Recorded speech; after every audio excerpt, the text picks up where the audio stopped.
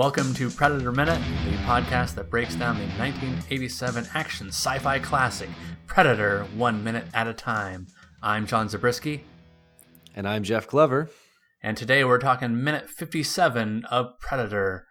Minute 57 opens with Panchito saying, "The jungle that came alive and took him," and ends with Mac saying, Mac. Same kind of moon, same. And that's how the minute ends. ... Ellipsis. We got some talking here, John, in this minute. Another dialogue-heavy minute amongst the team. It's a great little heads together scene while they're trying to sort out what's going on with them, who their attacker is. They don't quite go into a plan of action yet, but they're all starting to come to some kind of realization about what's befalling them.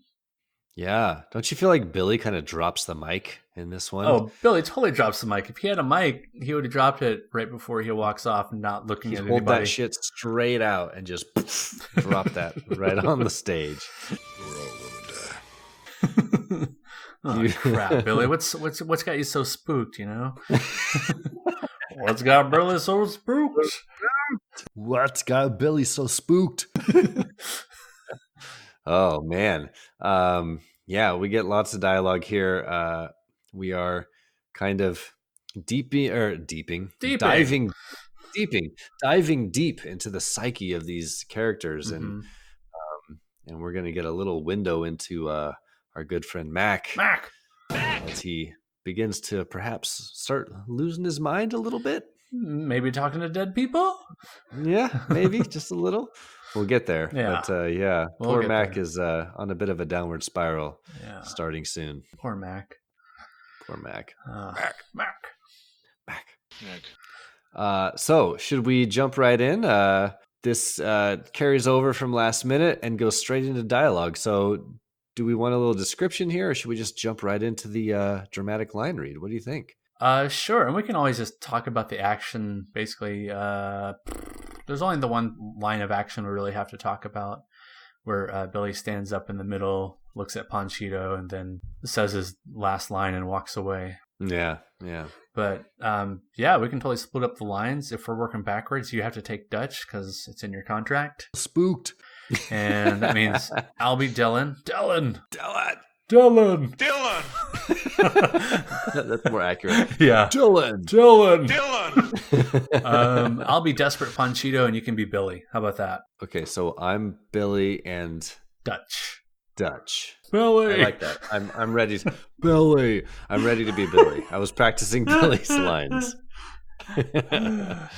Okay. Are you ready to go? So to set the stage, we should probably set the stage maybe a little bit. Sure. So carrying over from last minute, we get the very end of Pancho's sentence. Mm-hmm. If you recall, at the end of last minute, he said, "She says the same fucking thing." She says the same fucking thing. He's describing what Anna has told them.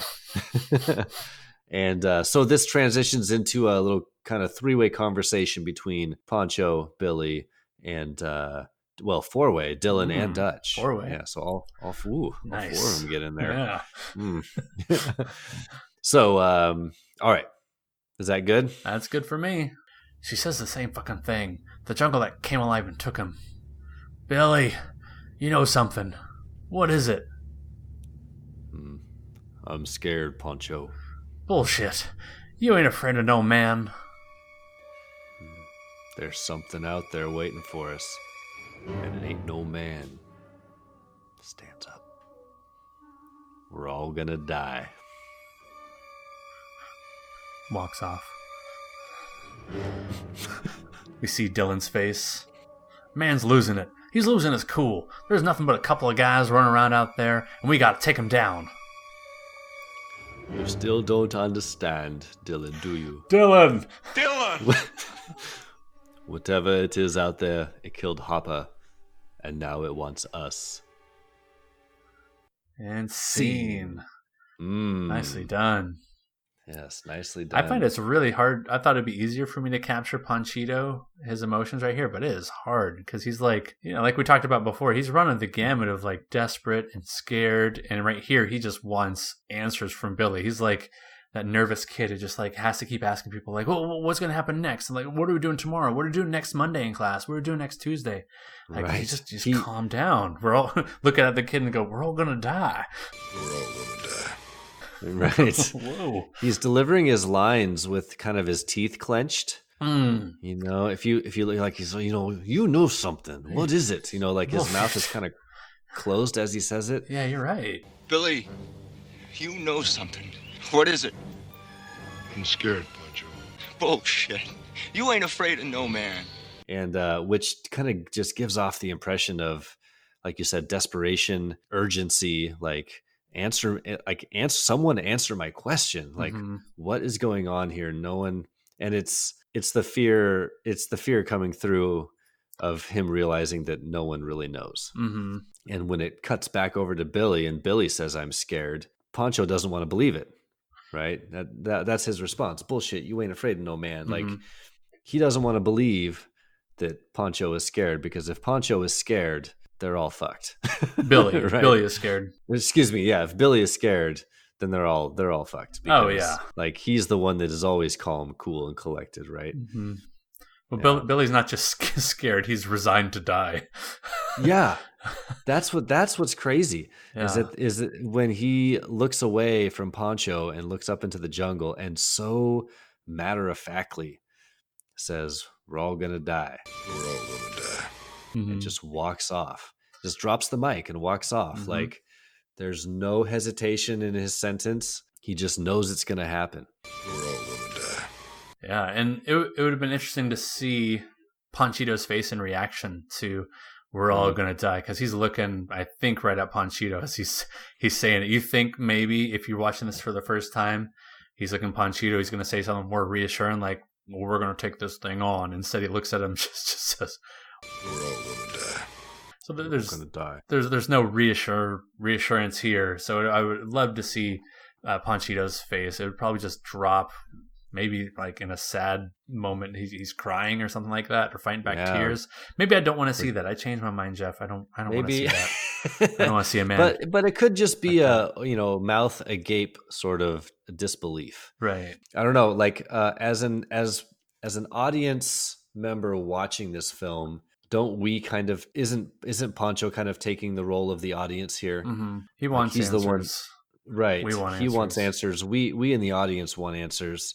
When we turn to Billy for them, we don't get any answers. We only get this premonition that we're all going to die. And we're all, including the audience members, filled with doom. Yeah, this terrible, terrible doom, despair, dread. And it's not often a character is just going to calmly tell the rest of the team that we're all going to die. Right. You might have like people freaking out, like, game over, man, game over. Game over, man. Right. Bill Paxton and Aliens. Game over, man. It's game over. Yeah. And yeah, that would be the normal route, I think, for people running into their doom is they're doing it in a panicked way, not in a resigned way. Right. And that's what makes Billy's comment so chilling, is that it's not panicked. It's not a freak out. It's very calm and matter of fact. And it's hard not to believe him when he says it. We're all gonna die. Yeah, and to that point, this is the third member of the team, if we're including Anna, that is explaining something different about their enemy, more so than the average enemy. Where Anna is saying the jungle came alive. Mac is saying that. Go ahead, Mac. Okay. Anyway, Mac. Sorry. I dropped the ball there. My bad, everybody. No. Sorry. We'll not edit around that. So the Mac says he saw the glowing eyes and that he tried to fire several hundred rounds, should have been several thousand rounds from Old Painless. Didn't hit anything. And then here's the third strike. Billy, it ain't no man. There's something out there waiting for us.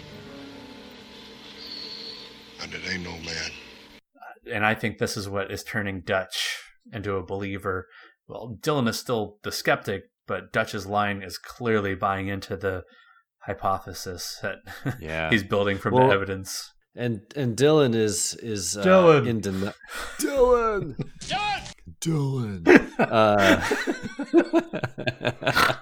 Oh, it's terrible. Love it. Don't you get this? Don't you get the sense that Dylan doesn't even believe his own words? Yeah, the way he's talking and he's delivering his lines super quick and just. Man's losing. He's losing his cool. There's nothing but a couple of guys running around out there, and we got to take him down. Exactly. Yeah. He says it fast, all aggressively. The way someone who knows they're lying is trying to convince someone else of something. Right. He's trying to calm everybody else down, but he seems to be the one who's kind of panicking right here. Everybody keep cool, everybody. Yeah. He's the guy that screams to calm down. Yeah. Just calm down. Yeah. Dutch is pretty calm here. Mm-hmm. He seems to be, just kind of following the lead of his team, and specifically here following Billy's lead, just keeping calm, accepting the fate, saying that whatever it is out there killed Hopper, referencing back to the first kill that we saw, not on screen but off screen, where the skinned bodies are hanging, and then he's saying it wants us. So he is accepting that it's hunting them specifically. It's not just some willy-nilly attacker. It's someone who's honed in on them, and he doesn't necessarily call it extra human, or not extra human. He doesn't necessarily call it non-human. He just says whatever it is.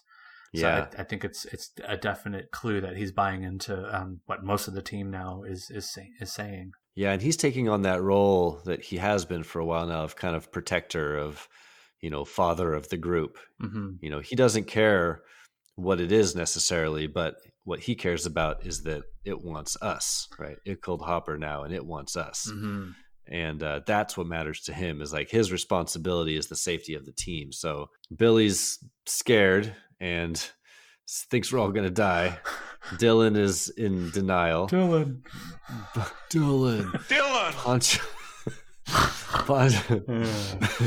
Poncho is desperate for answers, but all Dutch cares about is protection, right? Understanding that whatever it is after them, and his first priority is protecting the group.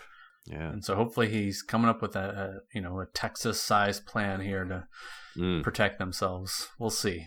Cool. Well, a lot to unpack there in that short little conversation, but I think we did a pretty good job. Yeah, and one thing that I put in the notes is that Billy explaining the impending doom on the team, you can't help but feel that the team is definitely in peril now that it's headed down this nonstop track to Doomsville, to Death City.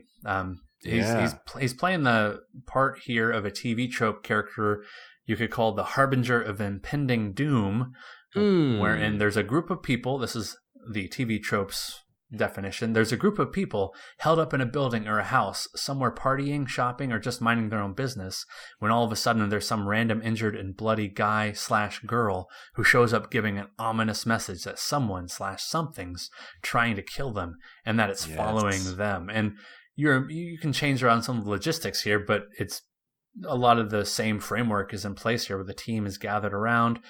They're not mindlessly doing something else. They're very clearly mind focused on the mission. But the way Billy just, like you said, drops the mic here, and the way Dutch follows up with that it's after them, it completely fills in this description. And I wrote down some examples, and hopefully some of those examples stood out to you, because I know you're the horror fan. Yeah, this is very much a horror trope, and especially older horror films. You go back to the 70s and 80s, and in particular slashers or similar types of horror movies will have some character, some throwaway sort of character that is the harbinger of doom. I see a couple on your list there that I'm very excited to comment on. So what do we got? Well, the first one that popped up in the TV tropes examples, and really most of the TV tropes examples from movies were from horror movies, and I threw in a couple that weren't. No, I guess I only threw in the one on the list that's not a horror movie, and it wasn't even on the TV tropes list, but I'll talk about that one later. But the first one that popped up was Crazy Ralph and the first two Friday the 13th movies, if you want to explain to the audience or remind them. Yeah, this is my favorite. This is when we first watched this minute, before I even read your notes, this popped into my mind as being, because I didn't have the phrase harbinger of doom in my head, but this trope of someone kind of predicting the future of the movie came into my mind because it happens so often in horror movies.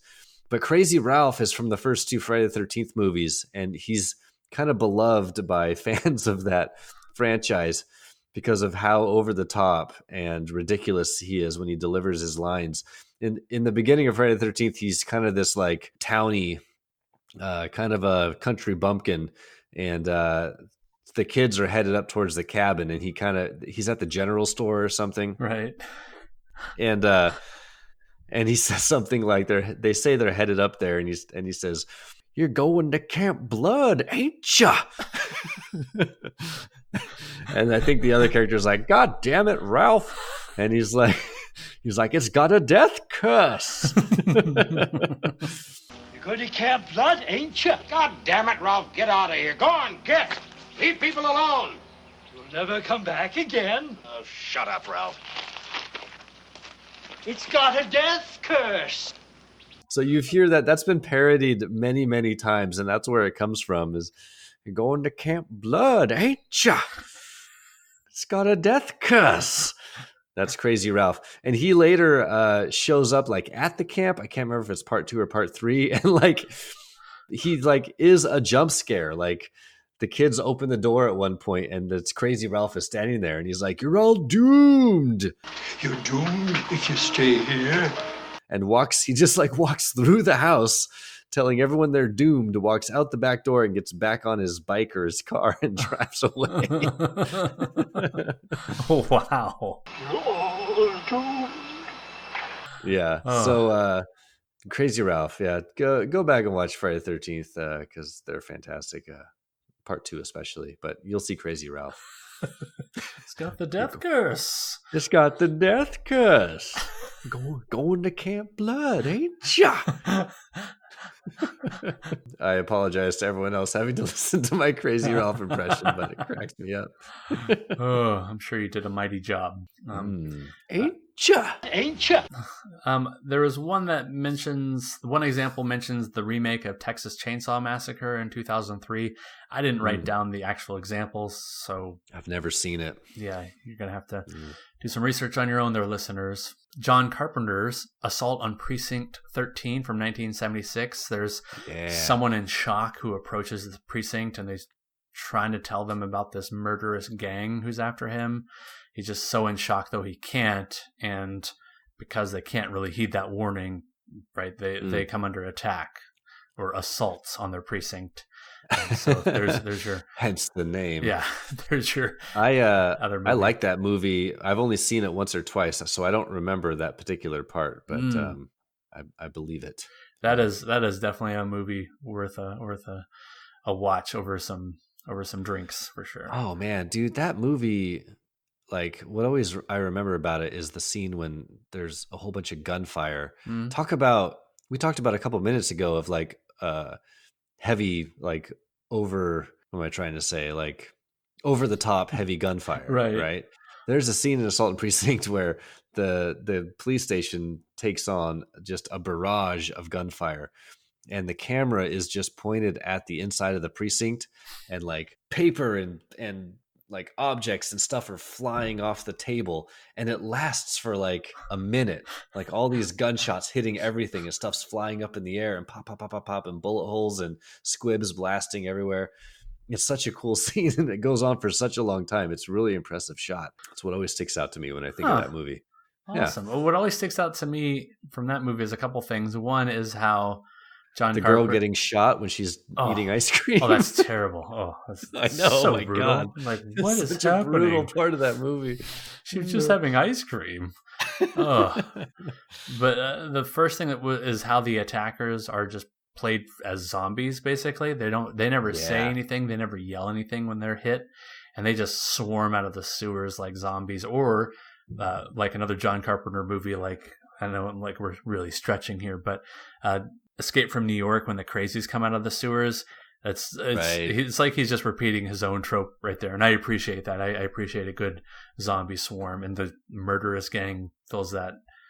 But the second part that movie evokes memory wise is when the convict and the cop inside the precinct are having to draw straws for who's going out. Like, oh yeah, they do some kind of like hand motion. It's not rock paper scissors, but it's the only time I've ever seen it, and I never see it brought up by people like online. I think you'd have to really know what to search for, or just have the movie in front of you and maybe break that down minute by minute. But I'll also have to send you the clip and ask, like, what are they doing here? I remember watching this with other co-host of the movie, or other co-host of the podcast / brother of the podcast, Aaron Zabriskie. We first watched that, and we just looked at each other and said, what were they doing there? Like, what were they doing? Like, it was like they're playing some kind of hand game.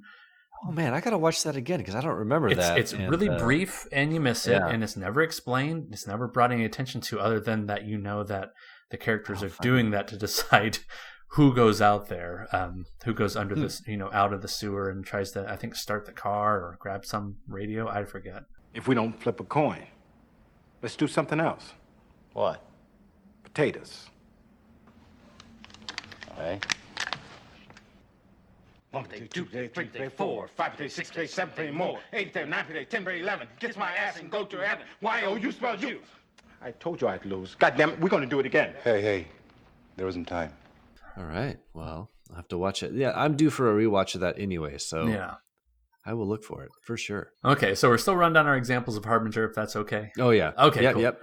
Run through them. Yeah. I believe the Cabin in the Woods character is actually named Harbinger, and his real name in the movie is it's awesome, is Mordecai, and that's what I always remembered this term from, was watching Cabin in the Woods, where the guy is very much set up like a crazy Ralph, where he's not warning it, but let's be clear, in the movie, if you know Cabin in the Woods, spoiler alert, it's set up so that all the forces of people and the way the trail is all set up, or the road is all set up, it's meant to lead these teens to the cabin in the woods to be this sacrifice. And the Harbinger's not really doing anything to dissuade them, but he is there to serve as a shady character on the road to where they're going.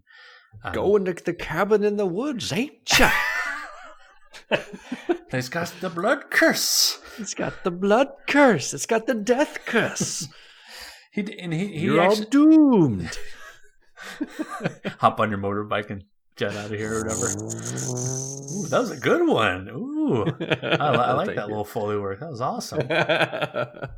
But Harbinger, or Morty as the office calls him when he calls them later, he actually does a little bit of warning of both the party of the kids, and in a meta moment, he's warning the office, that's Sitterson and I can't remember the other name, Waldorf or something like that. Oh, yeah. Over the speakerphone, and there's that whole comedy scene. But if you're paying attention to what Mordecai is saying, he's saying the Dark Ones or Dark Lords or whatever are watching, and they know all. So let's not mess this up. We almost messed this up, and it's one of those things, because they don't give away that twist until a bit later about why they're doing this. So it's one of these things that's meant for repeat viewings, and then you're saying to yourself, oh, that's why he's saying the things he's saying, but they cut off that scene and he doesn't have the chance to go on anymore against the people in the office.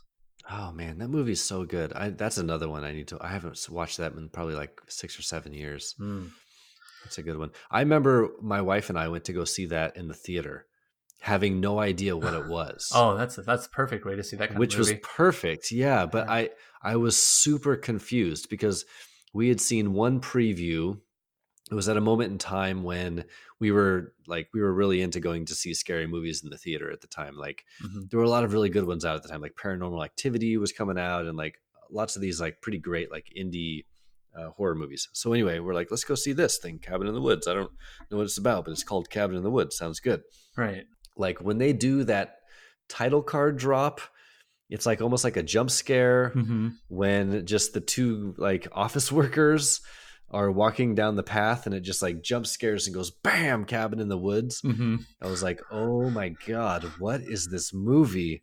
This is not what I expected, but I had such a fun time. Once I understood what they were doing and I got on board, I just, sit back, kicked my feet up and was like, okay, I'll go on this ride. But it took me a minute to like figure out what was happening. And then upon repeat viewings, it just gets better and better. It's a movie that just has hanging lampshades left and right. And then itself is a ferociously scary movie when it really kicks off. And the a bunch third of and a great half effects act. and You're just going, whoa, like it's just extreme in how it changes tunes from what you think is a traditional horror movie in the woods to something far more, I don't know, complex, satirical, and terrifying meta. to me. Yeah, very meta. And like, if you are a fan of the horror genre, you've never seen Cabin in the Woods, like, do yourself a favor, go watch that immediately. It's such a love letter to horror movies. It's a great one. Yeah, no, I know it has its fans, especially amongst the horror community. There is a Movies by Minute podcast that breaks down Cabin in the Woods called Cabin Minute Cast, hosted by Dharma and Heidi, let off some steam, Bennett. Nice. Which I kind of laughed at seeing there because I love inserting that little sound drop right there. That's so funny. Hey everybody, this is Heidi. Let off some steam, Bennett. The little non-horror example I put in the Harbinger of Impending Doom examples here was from Lord of the Rings. But if you think about who directed Lord of the Rings, there's some horror elements. Peter Jackson, who did some fantastic gory horror movies in the 80s and 90s, also directed the Lord of the Rings trilogy. And when the party is in the mines of Moria, they're come across all these skeletons of dwarves who are killed in battle. They don't know what happened. The party has no idea how these dwarves fell until Gandalf comes across a text, and he's reading through the text, and he's reading exactly what happened, exactly what the dwarves heard when they were attacked by the orcs. Something along the lines of drums in the deep, and then the last line on the text is, they are coming. So in a way, he's reading a Harbinger's past writing about their impending doom. And then, of course, it being a fantastic movie, the same thing happens to the Fellowship, where they hear the drums and the orcs are coming for them too. They have taken the bridge and the second hall. We have barred the gates, but cannot hold them for long. The ground shakes. Drums in the deep.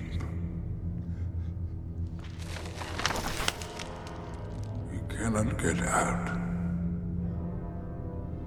A shadow moves in the dark.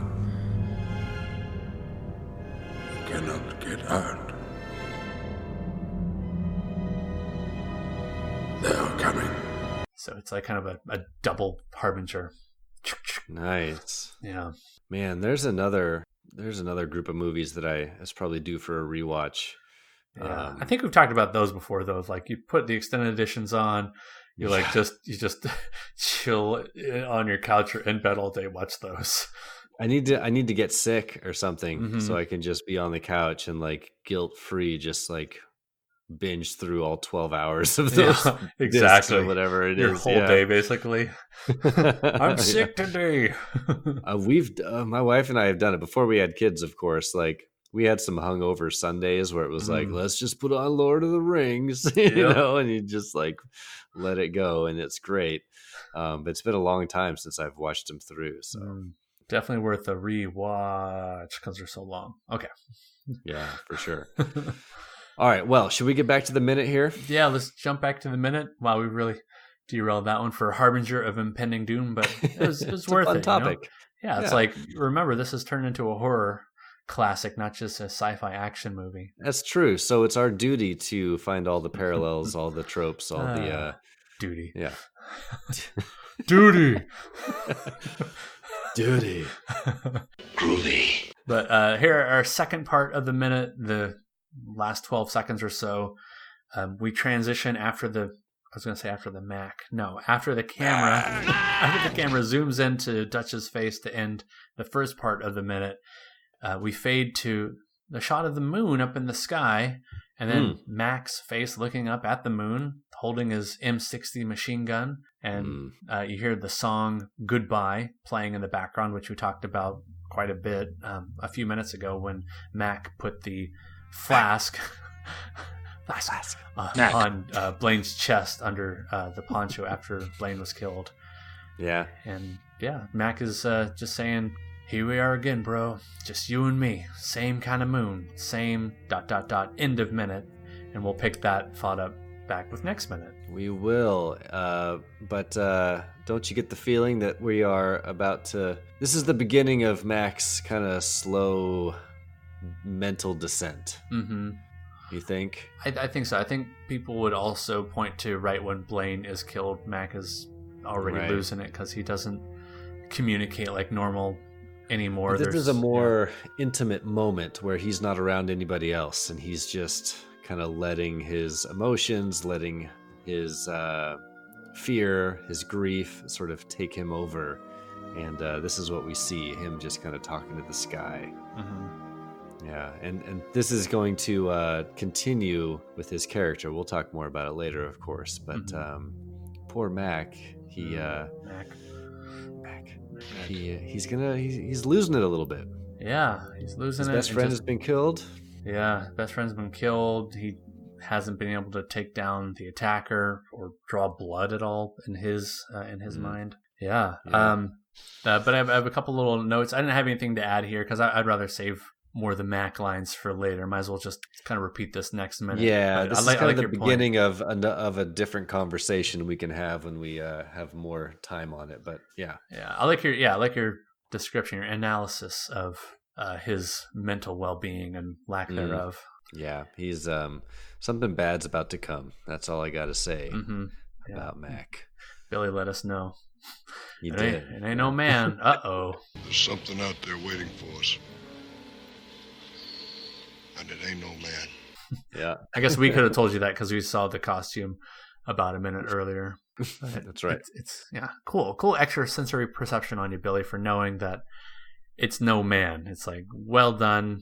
Like you just somehow discern that. Like you're truly the stereotypical mystical native in this movie. Sorry to say. It's like, oh, bummer. But hey, he got it right. What can you say? Billy was right. Have a shirt made of that. He's you go. Looking off in the distance, holding his M16 with M16 with Mossberg 500 underbarrel shotgun attachment. You gun nerds, you know who you are, nerds. But there's a couple little notes about what McTiernan is saying and the script difference. I'll just jump into the script difference first, and it is a doozy if you don't mind. No, I'd love to hear it. What you got? So in the script, Dutch is the one who notices that Billy has not been right lately.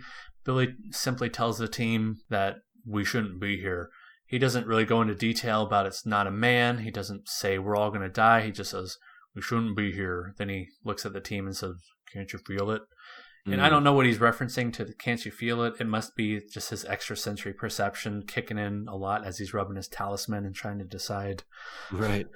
Just kind of saying like, don't you guys understand? Like this isn't right. Something's not right here. Something's not right. He feels it and they can't feel it.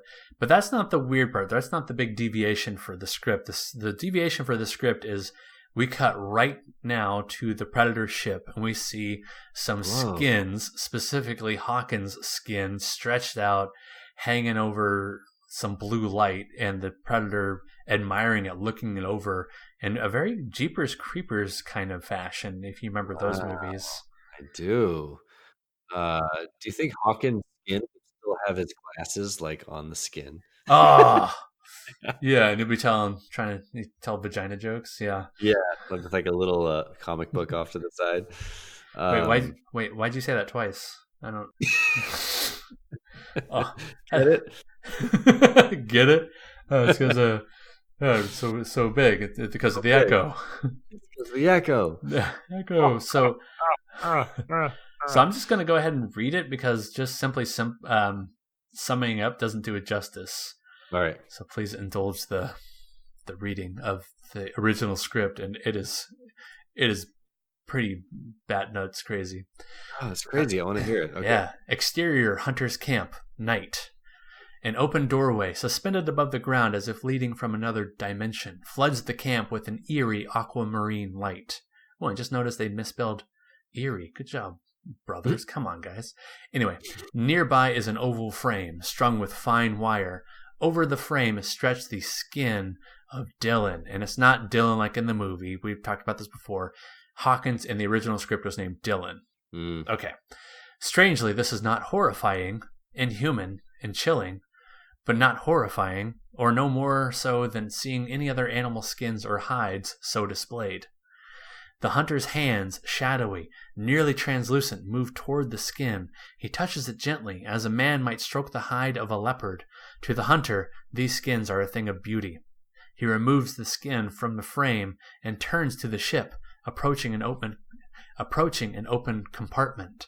Lit from within, the compartment contains dozens of hides and skins, exotic alien creatures from other planets and solar systems, some covered with thorns and armor plate, while others are soft, delicate-looking. Dylan's skin is placed on the top of the pile. The compartment closes. And that's the end of... Yeah, it really paints a picture of what the Predator is doing right now with the skin, with specifically Hawkins' skin. I find this whole aspect of the original script kind of fascinating. Like, I think on the one hand, I love the idea of getting a glimpse into the Predator's ship. I like when I hear the description, or I hear you read that, like I'm into it. Like if I was reading a book, like I want to know what that spaceship looks like. You know what I mean? Like that sounds cool to me. At the same time, if they had tried to do that in 1987 in this movie, I don't know if it would have looked very good. I don't know if it would have been very satisfying. And it would have been a pretty big break from the rest of the visuals of this movie. Do you know what I mean? Like, yeah, the rest of this movie has been pretty darn realistic. Yeah, and to all of a sudden go like hard sci-fi, like where you're in a spaceship, the continuity there may not work. Ultimately, I think they probably made the right decision, but it's fascinating to imagine what this movie would be like with those scenes added in. That's really interesting. Yeah, all the same, they show the Predator later on admiring trophies, but it's up in the trees. It's not in a spaceship. It's not in a camp. It's right. It's still in this gory horror movie way, where the insights into the killer are really gruesome. They're not meant to kind of cool down the action and make you learn something about the hunter. The hunter here is all you're learning about in the movie is he's out to kill them and collect their skulls, and that's still terrifying. Like extra terrifying if if not the same. But yeah, I like you. I'm glad they didn't put it in.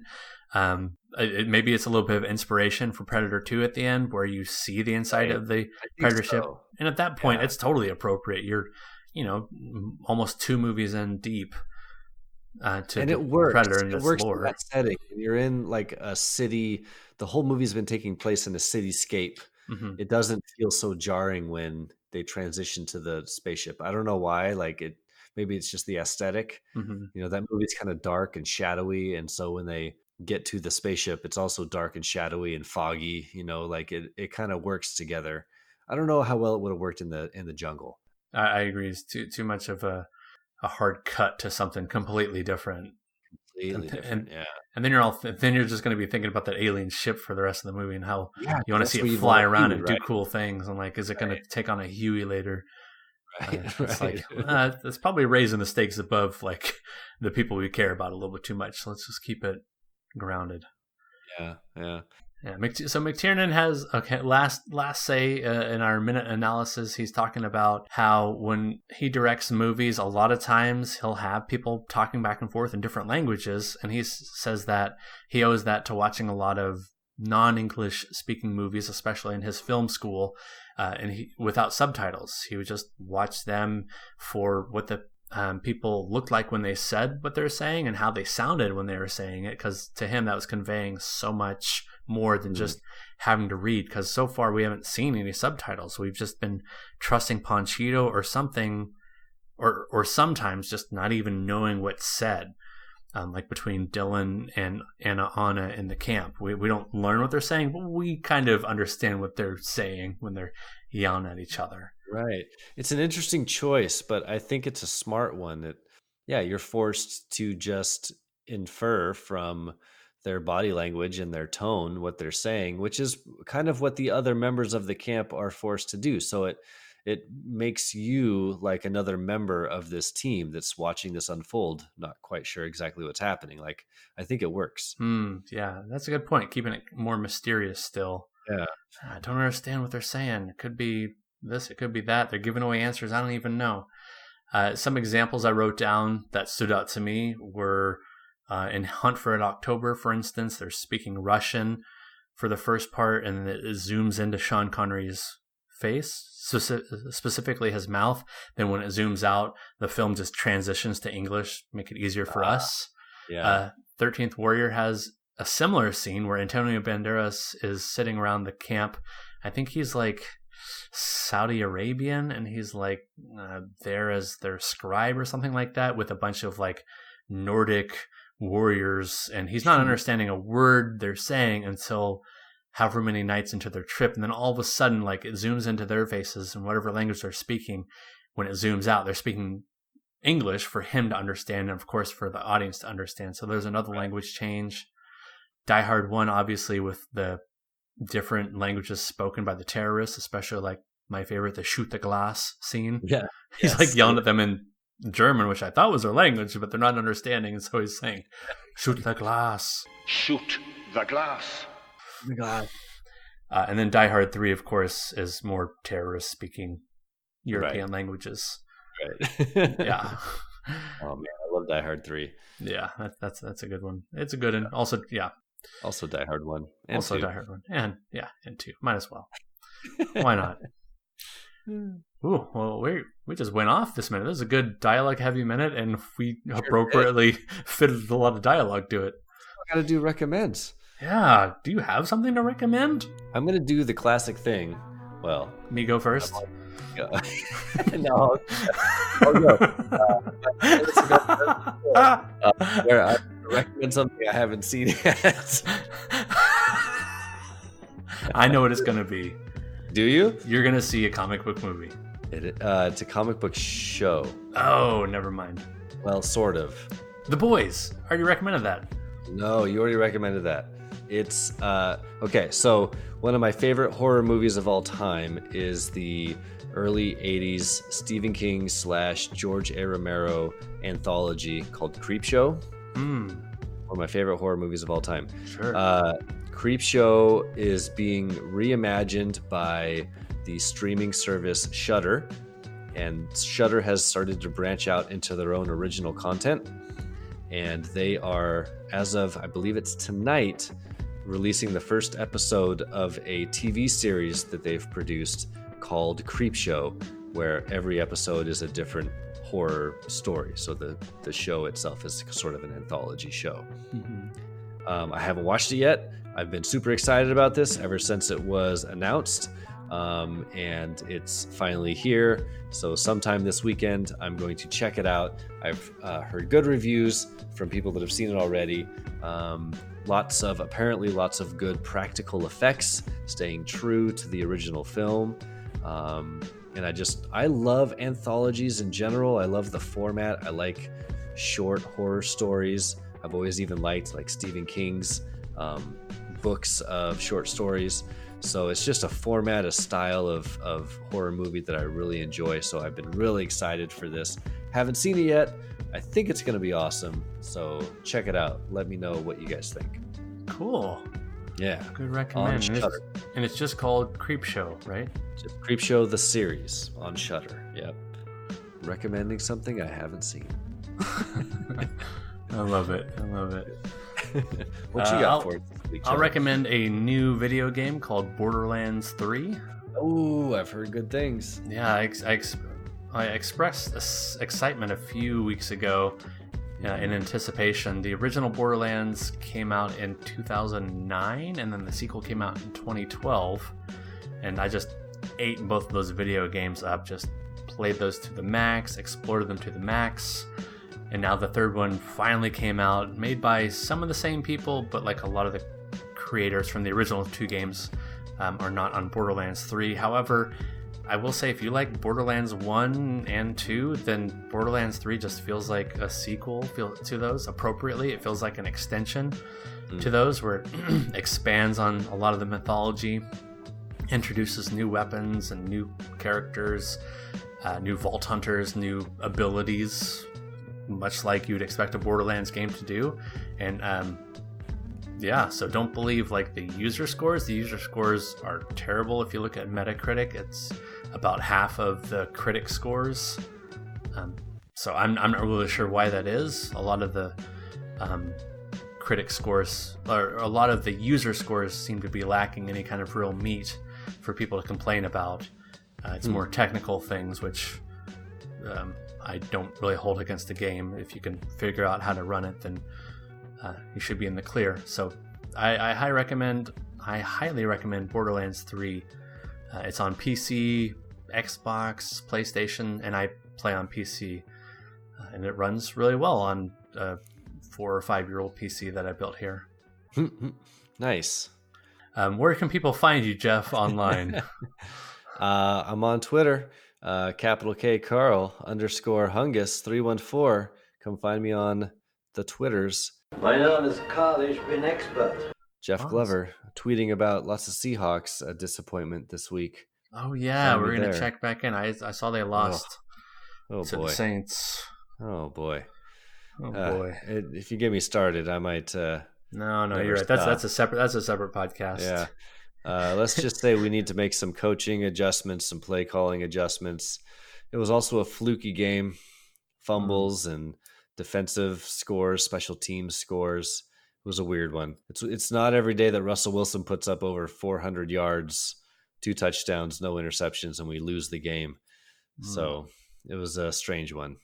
But we can pull it back together. I think we'll be okay. But it was a tough one to swallow, especially at home. Yeah. Yeah. I hope they turn around. I hope they don't have the death curse. Oh, are you going to Camp Blood, ain't ya?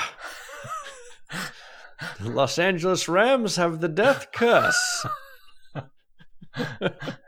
All right. So you can also find Predator Minute on Twitter. All right. At Predator Minute.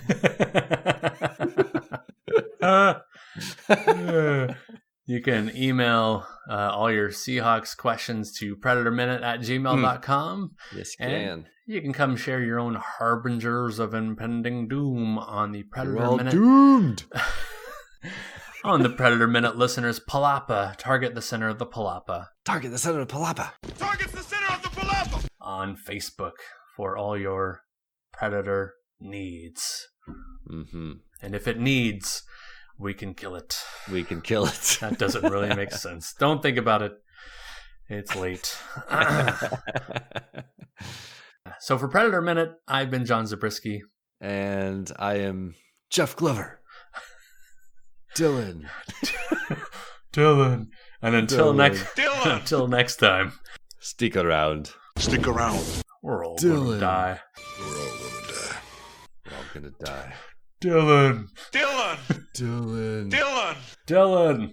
¿Qué más quieres que te diga? She says the same fucking thing. You ain't afraid of no man. You ain't afraid of no man. He sounds kind of like putting on a brave. Punch I listened to that a couple more times. He sounds kind of brave, a fake brave when he says, "You ain't afraid of no man." You ain't afraid of no man. You ain't afraid of no man. Kind of like show some bravery in that moment. Good for you. Yeah, maybe Poncho. Poncho's not backing down. Nah. You ain't afraid of no man. I'm scared, Poncho. I'm scared, Poncho. I can We're dig all it. gonna die. We're all gonna die. Billy, you know something. What is it? I'm scared, Poncho. Bullshit. You ain't afraid of no man. There's something out there waiting for us. And it ain't no man.